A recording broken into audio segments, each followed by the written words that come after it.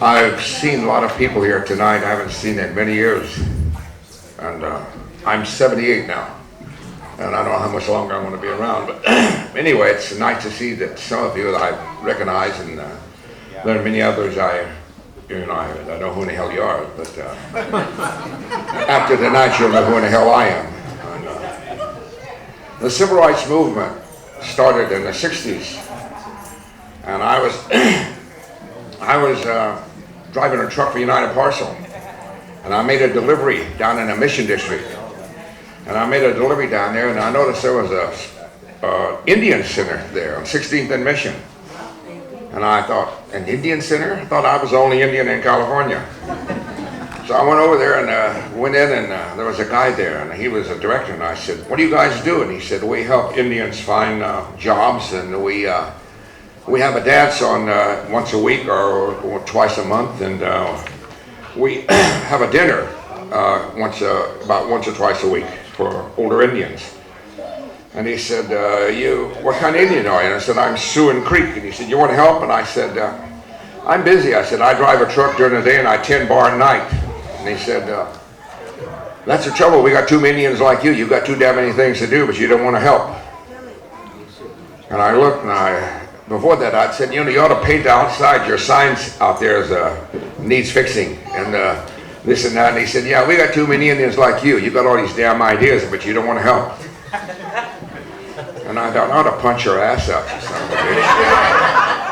So I turned around and I thought about it, and I came down to the meeting they had about the next week, and I attended one of their meetings. And then I started coming down and helping out with the dance on Saturday night. And I was down there as a bouncer one night helping out, and some kid pulled a knife out, and hell, it was a butcher knife. By the time he got out of his damn deal, hell, it was that long, you know. And so I turned around and I ran on their board and got on the board. And became the director.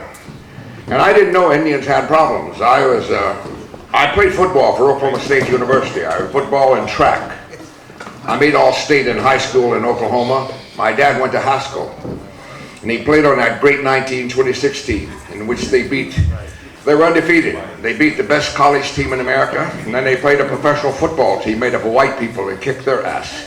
And then they played the Hawaiian All-Stars made up of the best white college players and kicked their ass. 1926.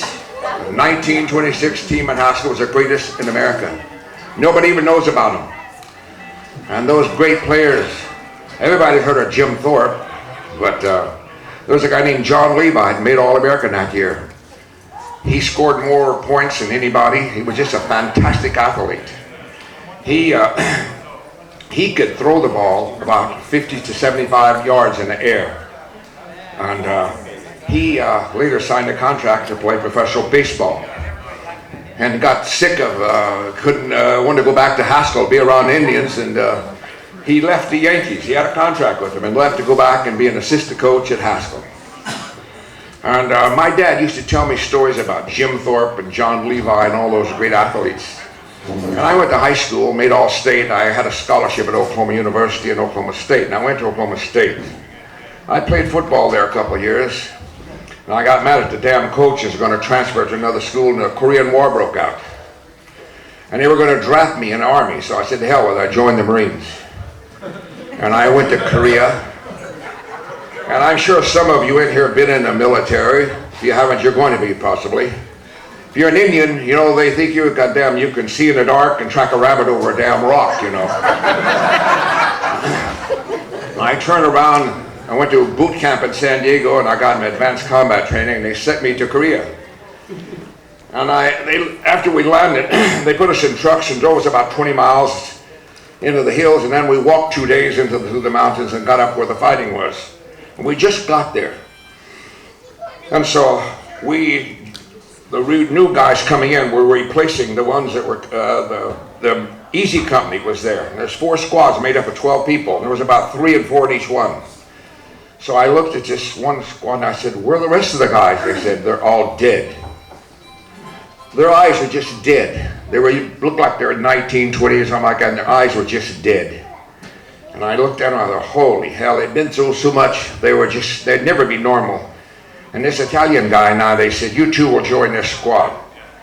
So about an hour later, the sergeant comes over and he says, we're going on a patrol. You Indian, you two new guys get ready. He said, take some extra bandoliers and take some extra grenades and this and that. And he said, and Chief, you'll take the point. That's the guy that leads the damn patrol. I just got there, you know. So I looked over and I said, why me? I just got here. And he said, yeah, but you're an Indian. What the hell does that have to do with this? And he said, oh, you guys know all about that shit, man. This Italian guy with me looked at me and said, you know, Chief, I'll feel better with you leading us too. And I thought, I have no idea what the hell's out there. I've never been on a patrol in my life, you know, and what the hell. But because you're an Indian, they think you can see in the dark and you can goddamn, you know, you can hear a rabbit track on a rock, you know. Well, anyway, I made that through. I got wounded the first 11 days I was there. But the interesting thing is that they automatically assume because you're an Indian, you can see in the dark and you can hear things that white people can't. And I got wounded the first 11 days I was there. Went back to the hospital and got back, and they sent me back. But all the time I was there, they thought because I was an Indian, you know, I could see better than they could and hear better than they could and all. I never did tell them it was a damn lie. I couldn't. In fact, I wear glasses now because I can't see too damn far. And I need hearing aids because I can't hear a goddamn thing. And I'm too vain to wear the damn thing, so. I was in a bar a couple of months ago and I was sitting there with my girlfriend. Some white guy next to me, he said something and he was talking to the woman that was with my girlfriend. He said something to her and my girlfriend said, did you hear what he said? And I said, no. And she said, he's cussing you and me and all of us out. And I said, what did he say? And he said, he said, you're an old, ugly, long-haired Indian. Too bad we didn't kill all of you. And I said, what? And I was talking to him. I didn't even know. I was smiling, and he thought, that's something just crazy, you know. He cussed me out. I turned around and he started walking out and I said, hey, asshole, come here. And he turned around and I punched him right in the goddamn nose. He didn't expect that. I sundered his ass out. And then I did a soft shoe on his ass when I got him down. And I'm not some goddamn lame old Indian you can pick on. And I'm just as mad now as I was the way they treated Indians in the goddamn 30s and 40s and 50s and 60s. I turned around and I heard about AIM. Well, I heard there was a group called AIM out of the northwestern part of the United States, and I had formed a group called UNA, United Native Americans. And we formed UNA about a month before AIM. And we started helping Indians find jobs and emergency food and lodging and housing and things.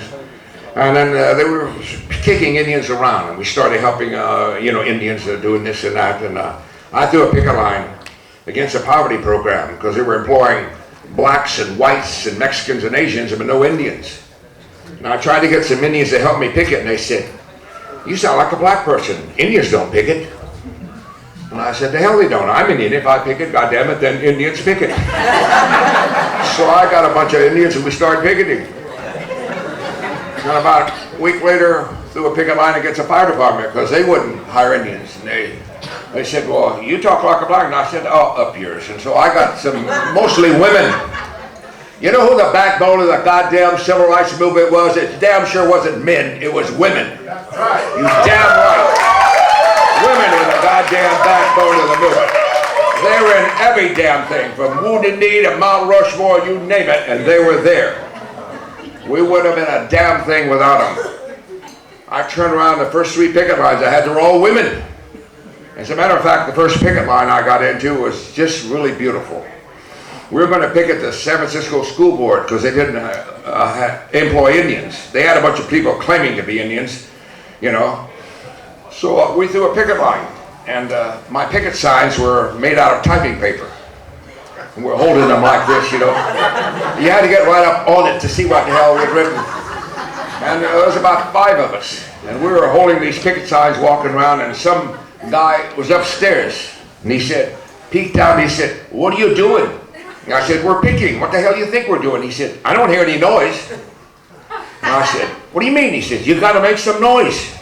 And he said, your picket signs are too small.